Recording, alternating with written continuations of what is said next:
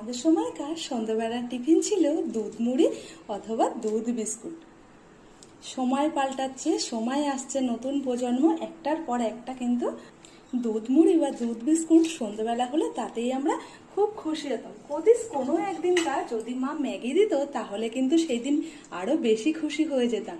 এখনকার দিনের কিন্তু একদম টিফিনটা সন্ধ্যাবেলা অন্যরকম হয়ে দাঁড়ায়। তখন মা বলতো, আরে ম্যাগি হচ্ছে এটা কেঁচো, কেঁচো খেলে পেটের মধ্যে কৃমি হয়। সেই ভয় দেখিয়ে আমাদেরকে একদম ম্যাগি বা চাউমিন খুব কম দিন আমাদের সন্ধ্যেবেলা টিফিন দিত। কিন্তু এখন বাচ্চাদের সেটা বলেও কিন্তু আর কোনো কাজ হয় না। সন্ধে হতে না হতে টিফিনের লিস্ট অমনি চলে আসে, মা এটা না এটা, এটা না ওটা। আজকের রেসিপি আপনাদের কেমন লাগলো অবশ্যই কিন্তু একটা ছোট্ট কমেন্টের মাধ্যমে জানিয়ে যাবেন। যদি ভিডিওটা ভালো লেগে থাকে একটা লাইক কমেন্ট শেয়ার করবেন। আজ এই পর্যন্তই। আপনারা সবাই ভালো থাকবেন, সুস্থ থাকবেন।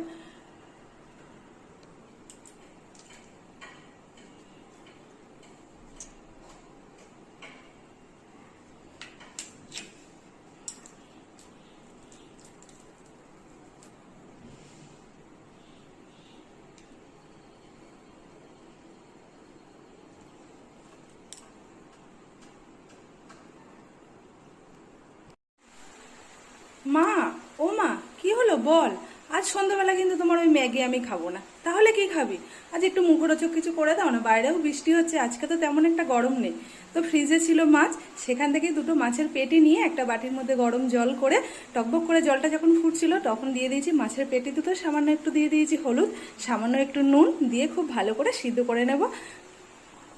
মাছগুলো কিন্তু এদিকে খুব সুন্দরভাবে সিদ্ধ হয়ে গেছে। এবার গ্যাসটাকে বন্ধ করে দেব, দিয়ে আমি মাছের পেটি দুটোকে তুলে নেব জল থেকে। জল যাতে না থাকে, একদম শুকনোভাবে পেটি দুটো একটা অন্য প্লেটের মধ্যে তুলে নেব। ঠান্ডা হয়ে যাওয়া পর্যন্ত অপেক্ষা করব কাঁটাগুলো ছাড়িয়ে নেওয়ার জন্য। জানেন তো পেটির মাঝে কাঁটা ছাড়াতে খুবই সুবিধা, জানেন তো? এই যে সাইডের এই যে দেখুন কাঁটাগুলো কিন্তু বেরিয়ে আছে, এইভাবে কিন্তু একটা একটা করে টান দিলে সাইড থেকে কাঁটাগুলো কিন্তু খুব সুন্দরভাবে বেরিয়ে আসবে।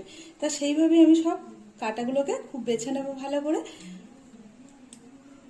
এদিকে কিন্তু মাছটা খুব ভালো করে বেছে নিয়েছি। এখানে আমি পেটির মাছ নিয়েছি, আপনারা চাইলে কিন্তু পিঠের মাছও নিতে পারেন। আর হ্যাঁ, খুব সাবধান, কিন্তু কাঁটাটা খুব ভালো করে বেছে নিতে হবে। কাটলেট খেতে গিয়ে গলায় যেন মাছের কাঁটার খোঁচা একদমই খাওয়া যাবে না, কিন্তু খুব ভালো করে কিন্তু তীক্ষ্ণ করে বেছে নিতে হবে। এদিকে কিন্তু আবার গ্যাসটা জ্বালিয়ে একটা ফ্রাই প্যান বসিয়ে দিয়েছি। ফ্রাই প্যানের মধ্যে দিয়ে দেবো 2 চামচের মতো সাদা তেল। তেলটা গরম হয়ে গেছে, এবারে কুচিয়ে রাখা একটা গোটা পেঁয়াজ, পেঁয়াজটাকে একটু লাল লাল করে ভেজে নেব।